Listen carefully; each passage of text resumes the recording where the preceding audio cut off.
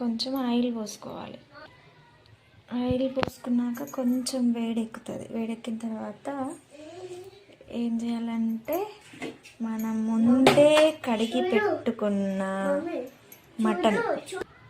Mutton curry ముందే మంచిగా కడిగి పెట్టుకొని ఇలాగ ఫ్రెష్గా ఉంచుకున్న తర్వాత అప్పుడే వేడెక్కిన నూనె ఉంటుంది కదా, సో ఇలాగ తీసేసి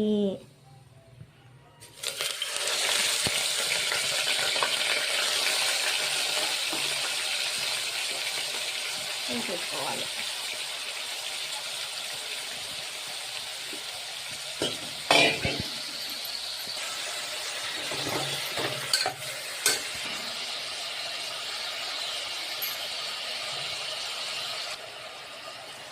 వేసుకున్న తర్వాత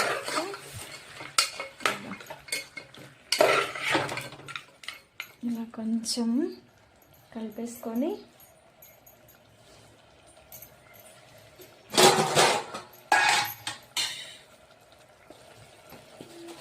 సో కొంచెం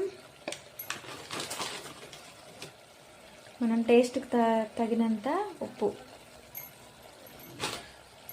అండ్ పసుపు వేసేసి ఒక 10 నిమిషాలు ఉడకబెట్టుకుందాం కలిపేసి. ఇలా చేసి చూడండి, ట్రై చేయండి, చాలా బాగుంటుంది.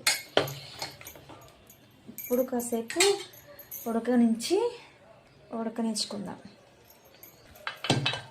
ఉడకనిచ్చుకొని మూత పెట్టేసుకొని ఉడకనిచ్చుకొని కాసేపు తర్వాత ఆలోపు ఏం చేయాలంటే మనము ముందుగా తీసుకున్న వెల్లిపాయలు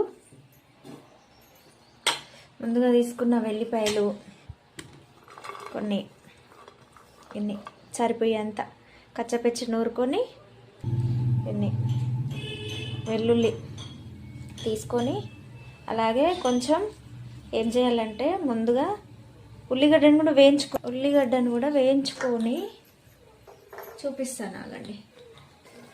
అలాగే ముందుగా ఉల్లిగడ్డను వేయింపుకొని ఇలా నూరేసుకోవాలి. నేను ముందుగానే నూరి పెట్టుకున్నా ఉల్లిగడ్డను నూరి ఇంత మెత్తగా ఇట్లా నూరి పక్కకు పెట్టుకోవాలన్నమాట.